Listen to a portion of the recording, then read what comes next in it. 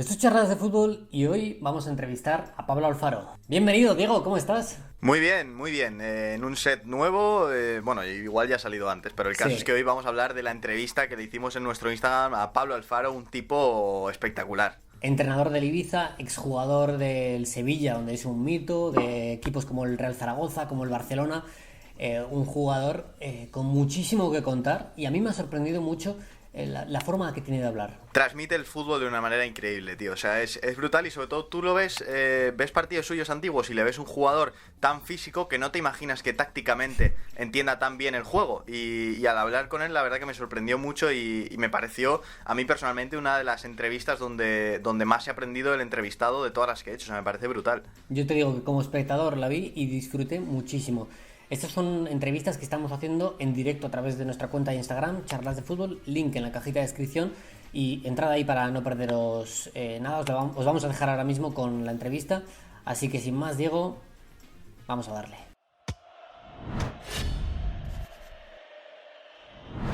Hola, hola, buenas tardes, noches. Muy buenas, ¿me ves bien? ¿Me escuchas bien? Yo creo que bastante mejor que tú a mí. No, no, no, yo te veo bien, ¿eh? Te escucho bien también, o sea que no te Ah, preocupes. vale, vale, estupendo, estupendo. Me Bueno, antes alegro. de nada, me presento, yo me llamo Diego Campoy y es un honor tenerte aquí en Charlas de Fútbol, así que muchas gracias por aceptar estar un ratito con nosotros. Para la gente que todavía no conozca a Pablo Alfaro, que espero que seáis poquitos, es el actual entrenador del Ibiza, leyenda del Sevilla, pasó también por el Real Zaragoza, por el Atleti, por el Barça, por el Racing, incluso hasta por Grecia, o sea que tendrá mil historias que contarnos. Y hoy lo que vamos a hacer, Pablo, es hablar un poquito de fútbol, repasar primero tu trayectoria como jugador, luego ese salto a ser entrenador y, bueno, pues hablar de cómo está el tema ahora. Antes de nada, ¿dónde te pillo? ¿Estás en Ibiza, en Zaragoza? Sí, sí, en Ibiza, estamos en la isla. Muy bien. ¿Y todo bien, no? Bueno, pues bien, bien, dentro de lo que cabe, a ver, lo importante, lo más importante, la salud pues de la familia y de los cercanos, bien, bien, gracias a Dios. Y pues eso, solidarizándonos con todos los que nos lo están pasando también, estando en casa, que es nuestra mejor manera de defendernos. Y bueno, y esperando poco a poco a ver cuándo somos capaces de ir aplanando la curva y que nos podamos ya recuperar libertades, ¿no? Que yo creo que ya todos tenemos muchas ganas. Sí, desde luego, pero bueno, como decías, lo primero la salud y me alegro de que esté todo bien. Oye, antes de empezar, nos ha comentado un amigo del canal que es familiar de un compañero tuyo en las categorías inferiores del Real Zaragoza. Se llama Xavi Ladaga, lo tengo aquí apuntado, no Sí, sé si le sí, recordarás. sí, sí, por Y, supuesto que sí. y un Gran, familiar, gran entrenador de fútbol sala, además. sí, sí, correcto, que luego se pasó a fútbol sala, pues nos ha comentado un familiar suyo que es amigo del canal que en tus primeros pasos como jugador profesional tenías tanta calidad que te ponían hasta de extremo. ¿Eso es verdad? Hombre, a ver, de fútbol profesional, mis primeros pasos en el fútbol, que es creo que como todos los niños del mundo, ¿no? Que nos encanta el fútbol y nos ha apasionado, fueron de delantero, de extremo y de Ojo. delantero centro. Eso es verdad, es verdad. Y de hecho yo en las categorías inferiores del Real Zaragoza, alevines infantiles, era delantero centro. Joder. Entonces, bueno, pues ya la evolución poco a poco uno va teniendo unas cualidades que van un poco sobresaliendo sobre otras y lógicamente, bueno, pues me fui reciclando, ¿no? En posiciones más retrasadas, la portería no la toqué, gracias a Dios, pero, pero me tocó reciclarme en labores defensivas. Me ha gustado ese gracias a Dios con lo de que la portería no la tocaste, pero sí que es verdad que todos los niños cuando empezamos a jugar al fútbol decimos queremos jugar de delantero, pero vamos, a ti no te hubiera imaginado en la vida, en la punta de ataque, pero oye, muy curioso. Oye, y bueno, como hemos comentado antes, tú empiezas en el Real Zaragoza, te formas allí, debutas en el equipo de tu ciudad donde te has formado y luego en la temporada 92-93 llega un gigante, llama a tu puerta y te vas al Barça, que viene a ser campeón de Europa, que lo entrena Cruyff, que está Stoichkov, Laudrup. Yo imagino que aquello tuvo que ser una locura, ¿no? Bueno, pues es un paso de gigante, ¿no? Es verdad. Yo mi sueño de niño como aragonés que soy y bueno, y mi abuelo, mis abuelos, mi padre, socio del Real Zaragoza, el sueño mío de niño era ser futbolista del Real Zaragoza. Y es lo que creo que bueno, con mucho, con trabajo, con dedicación, con mucha ilusión, pues gracias a Dios conseguí serlo y durante 3 temporadas que fueron magníficas con Radomir Antic, que fue el hombre que me hizo debutar, que en paz descanse, que nos ha dejado hace muy poquitos días. Hmm. Pues sí, 3 años, 3 temporadas en el Real Zaragoza en Primera División y eso, y como tú dices, y se fija el Barça de Johan Cruyff y bueno, y cojo mi coche utilitario, que no tenía coche de gran futbolista y me presento allí en el Nou Camp, ¿no? Madre mía, cómo han cambiado las cosas, desde luego. Oye, ¿y alguna historia que recuerdes con Johan o el día que le conoces? ¿Nos podrías contar algo? Bueno, contar, yo creo que no nos daría el tiempo que tengamos aquí, ¿no? Para contar porque pues eso, ya te digo, aprendí muchísimo, tuve la fortuna de estar en un gran club como es el Fútbol Club Barcelona, en la cual aprendes que no solamente es la dimensión de lo que sucede en los entrenamientos y en el campo, sino que es una dimensión social, global, mucho mayor. Los tiempos de la paciencia prácticamente no existe. Allí, lógicamente, vas siendo pues un jugador o un producto que si das rendimiento inmediato perfecto y si no lo das se ficha a otro y se acabó, no hay problema.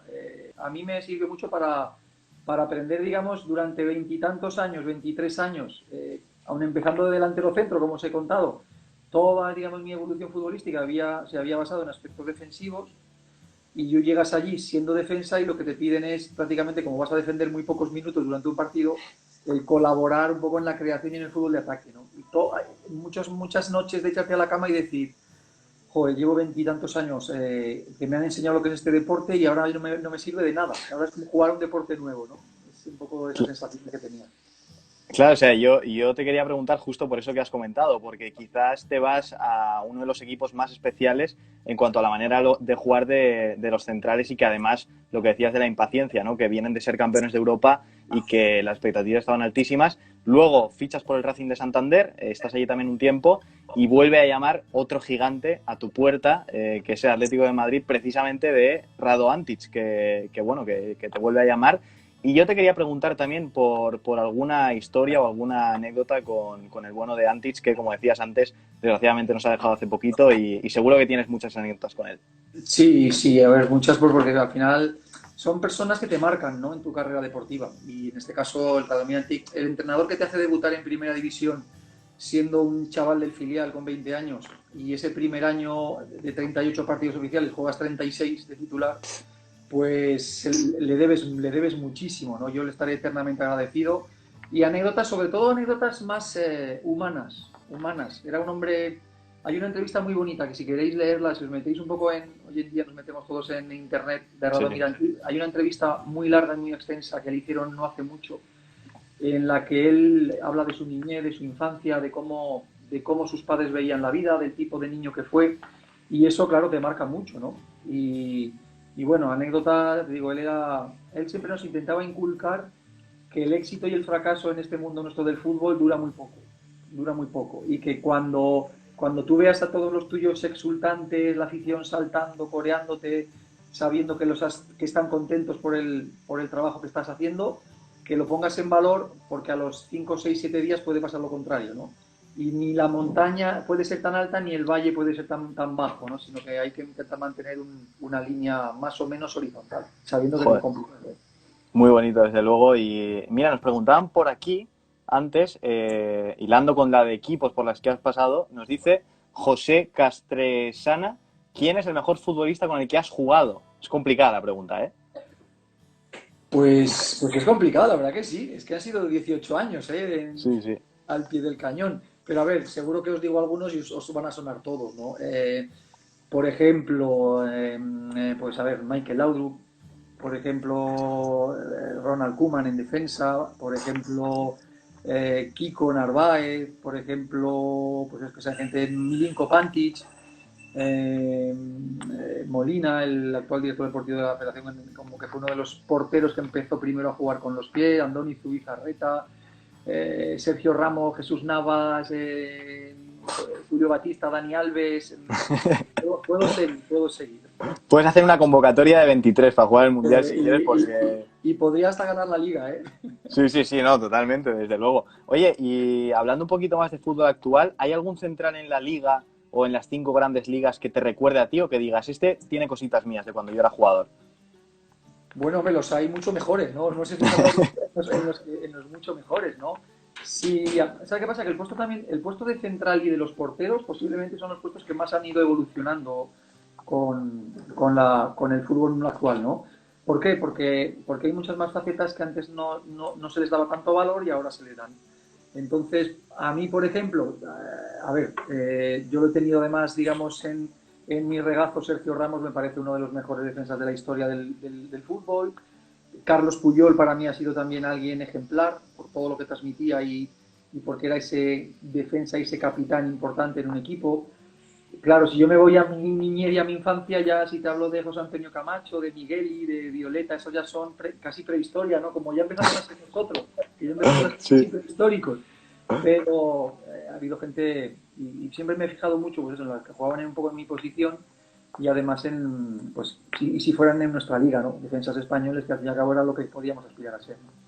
No, o sea, la verdad es que has tocado dos generaciones magníficas de centrales, sobre todo. Y hablabas antes de Ramos, tú prácticamente, como decías, le crías en el Sevilla, que tú ya eres un jugador más experimentado, el jovencito, jugando sus primeros partidos. ¿Recuerdas algún día que dijeras, este chico va a ser una bestia, o el día de su debut, o alguna historia que nos puedas contar de él? Pues hombre, sí, también unas cuantas, ¿no? Mira, por ejemplo, recuerdo un día que siendo el juvenil jugó un partido con el filial contra nosotros, contra el primer equipo. Y la pareja de centrales entonces éramos, o sea, Javi Navarro y yo, jugábamos habitualmente. Y bueno, y el 17 años tenía, 18, y la verdad que nos sorprendió ya, era un auténtico torbellino, ¿no? Era un toro en las disputas, en los duelos, en los saltos. Y cuando acabó el entrenamiento, yo creo que tenía, no sé, 34, 35 ya, estaba en mis últimas temporadas. Y en el estiramiento, cuando acaba el entreno y el estiramiento, el filial estira en un medio campo, el primer equipo en otro medio campo y tal. Y me acuerdo un poco comentando con Joaquín Caparrós, con el entrenador que teníamos entonces, y le dije, joder, mister, el chaval, ¿qué cómo viene, no? El chaval, y tal. Y se me quedó mirando él a mí y me dijo una palabra que me acordaré siempre se la recuerdo, ¿no? Que me dijo, ten cuidado, Pablo. Como diciendo, tienes 34, él tiene 18, y mira cómo viene, que este puede ser el que te quite del medio, ¿no? Sí, hombre, llegaba pisando fuerte. Sí, Luego, sí. ¿no? La verdad que en aquella etapa tuya en el Sevilla, que como decías tú tenías 34 y eras un poquito más experimentado, coincidiste con talentazos, te decía antes Sergio Ramos, el propio Dani Alves más joven, incluso Baptista, un Reyes también que era espectacular.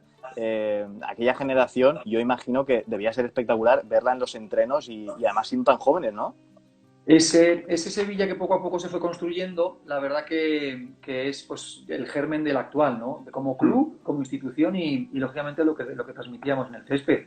Pero es que claro, si te recito un poco las alineaciones de entonces, es que, pues eso, tú mismo lo has dicho, Dani Alves, Javi Navarro, estaba yo, estaba Dragutinovic, luego Escudé, luego claro, Pep Lluís Martí, Poulsen, Keita, Julio Batista, Darío Silva, Luis Fabiano, Canute, Reyes, Jesús Navas. Es que tú fíjate, Es brutal.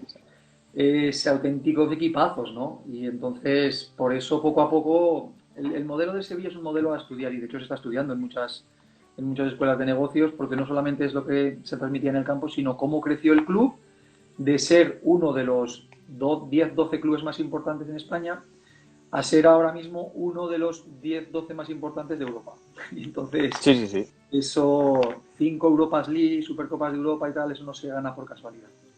No, y además lo que comentabas, el crecimiento del club, pero si te parece, voy a volver un poquito más atrás en el tiempo, voy a volver a otra etapa de tu carrera un poquito anterior, que es tu fichaje por el Mérida, porque, bueno, allí llegas y con D'Alessandro en el banquillo descendéis, si no recuerdo mal, por un punto. Creo que el Real Oviedo queda por delante de vosotros por un punto, ellos juegan la promoción de permanencia con el Compostela y os quedáis por un punto en segunda, y yo te quería preguntar si aquella fue tu etapa más dura como jugador profesional. Mira, en mi etapa en Mérida es, digamos, tengo sentimientos contrapuestos, ¿no? Fue una etapa a nivel humano y personal muy bonita.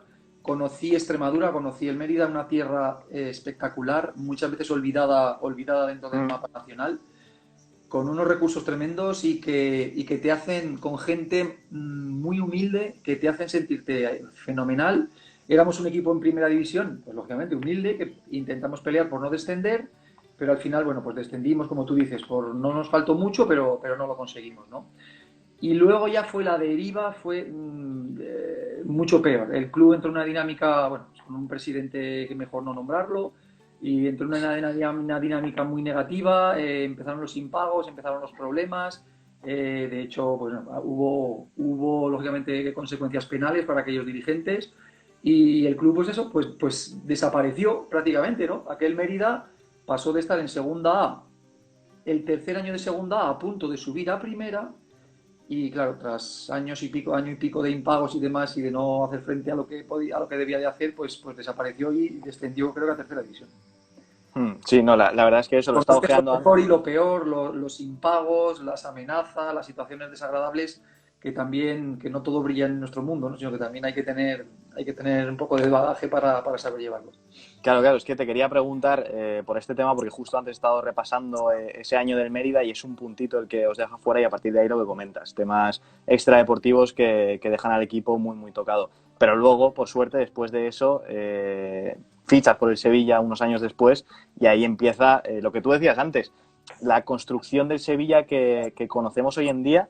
Y te voy a poner un poco en un aprieto, pero si yo te dijera que te quedases con tus dos mejores momentos, bueno, tres mejores momentos como jugador del Sevilla, ¿cuáles me dices?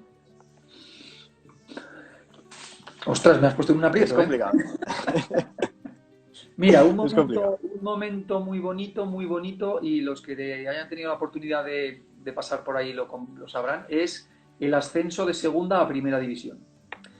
Ese ascenso en el que, claro, tú eres consciente de que perteneces a un club y a una entidad que toda la vida ha estado en primera y que por las circunstancias no está, y hay muchas urgencias por volver, ¿no?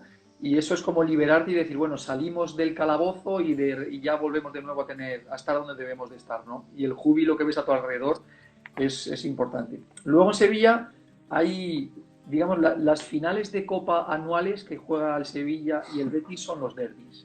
Sí. Los derbis son partidos súper especiales, porque no se juegan solo 90 minutos, se juegan semanas y semanas, ¿no? Y yo además siempre lo digo porque como eso ya no va a poder cambiar, yo tuve la fortuna de jugar 9 derbis y no perder ninguno. Entonces, digamos, deportivamente no hinqué la rodilla, ¿no?, delante del eterno rival, aunque ya te digo, se le tiene el máximo respeto porque así debe de ser, y la rivalidad tiene que ser bonita, deportiva, ¿no? Y luego, yo creo que otro de los momentos muy bonitos, que fue el primer título de la UEFA en Eindhoven, que a mí no me pilló porque me había ido del equipo 3 meses antes al Racing de Santander, que fue mi última etapa profesional, pero la viví en Eindhoven, estuve allí saltando, brincando en el palco y llorando como una magdalena. Pero, sí, y creo que es de los momentos más bonitos que he podido vivir, de los muchos, ¿eh? Es que prácticamente en Sevilla no viví ningún momento malo, fueron 6 años maravillosos, ¿no? O sea que tú, como jugador del Racing, vas a apoyar al Sevilla a Eindhoven a la final de UEFA. Pues mira, es que esa anécdota es bonita. Nosotros con el Racing, no sé, bueno, recordaréis a Antoñito, un delantero centro del Sevilla que también fichó en el Racing de Santander. Nosotros estábamos esa segunda vuelta ya en el Racing, y el penúltimo domingo de Liga, jugándonos el descenso en un Osasuna Racing de Santander, pues perdiendo 0-1, quedando 10 minutos, fallando un penalti. Entonces está un Felipe Melo, que un brasileño mediocentro que falló penalti, y en el córner de ese penalti marco el empate a 1, y a la jugada siguiente marca Antoñito el 2-1. Y ese fue el penúltimo partido de Liga y nos salvamos matemáticamente del descenso. Entonces, en la fiesta de la permanencia, pues cogí a Antoñito y le dije: Antonio, ven conmigo que vamos a hablar con el presi los dos. Y fíjate cómo estaba y tal, y bueno, pues va presi, don Manuel, mira, venimos a hablar de una cosita, ya nos hemos salvado, tal cual, y bueno, estaba, imagínate, 2 de la mañana, 3 de la mañana.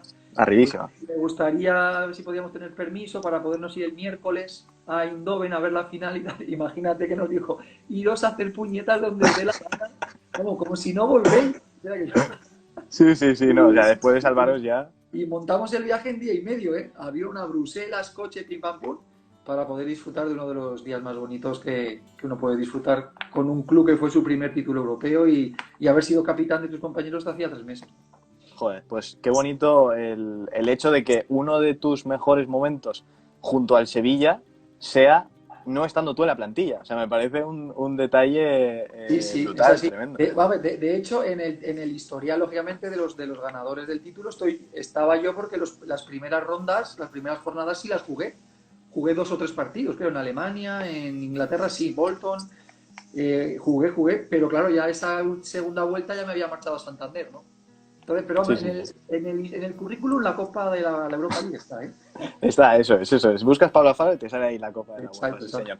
Oye, ¿y algún estadio que te haya impresionado muchísimo jugar, ya sea en España o en Europa, por la forma o por la afición, da lo mismo, pero algún campo que hayas salido y hayas dicho, no de sentir miedo, pero sí de sentir respeto y wow? Hombre, a ver, los campos de los clubes poderosos, los clubes más importantes, siempre imponen más, ¿no? A ver, también te impone la Romareda en tu debut en Primera División, ¿eh? Que tú estás Sí, sí, sí. acostumbrado a jugar allí de vez en cuando ante 1.500 personas y cuando vas a debutar y tienes 30.000. Y además con la responsabilidad, bueno, y luego pues los campos de los grandes. Por irme un poquito más lejos, el campo del Borussia Dortmund sí es cierto que tiene un halo especial. Jugar en Grecia tiene también algo que para los que nos gusta la pasión en el fútbol pues es un espectáculo. Y bueno, situaciones que uno, pues oye, gracias a Dios ha conocido en el mundo del fútbol, en el campo del Ajax, también es un campo que es espectacular. Y hasta vas viendo un poco la evolución de los campos, ¿no? De lo que eran Claro. campos de fútbol a los superestadios, ya megaestadios y centros de negocios que se van convirtiendo cada día. Sí, sí, sí, desde luego, joder, ¿no? El Westfalenstadion tiene que ser impresionante salir ahí. Ya impresionante desde fuera, no me quiero imaginar pisar el césped y tener a toda la gente animando. Y bueno, yo, vamos, de la etapa de Sevilla, comentarte que creo que es por la que te reconocemos todos. Y en esos años tú formas una pareja de centrales tremenda, como decías antes, con Javi Navarro. Y te quería preguntar, ¿crees que en algún momento la prensa fue demasiado dura con vosotros o en general la crítica de los aficionados? Mira, a ver, es verdad digamos, ese Sevilla se fue cimentando sobre un trabajo colectivo, sobre un compromiso defensivo importante. Javi y yo éramos la pareja que en aquellos años solíamos ser la más habitual. Era verdad que éramos defensas duros, éramos contundentes, eso no te lo vamos a negar, porque es cierto. Y bueno, era un poco de nuestras fortalezas, ¿no? Dentro del equipo. De hecho, el número de goles en contra casi siempre era muy bajito, ¿no? Sí, sí. No porque Javi y yo y el portero fuéramos muy buenos, sino porque el trabajo de todos era muy bueno en ese aspecto, ¿no? Creo que a veces también debemos de reconocer que, bueno, pues que a veces nos pasamos de expeditivos, ¿no? O de duros, eso es cierto. A ver, no. Que la prensa también hubo momentos en los que hubo momentos que parecía una caza de brujas, también es verdad.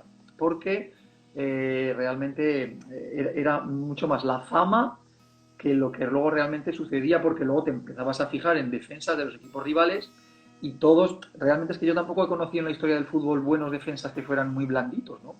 Claro, Porque digamos, ese poder de persuasión lo tienes que tener y luego ya hay, lógicamente están los colegiados para marcarte la línea que no puedes pasar, ¿no? Tienes que ser consciente de ello.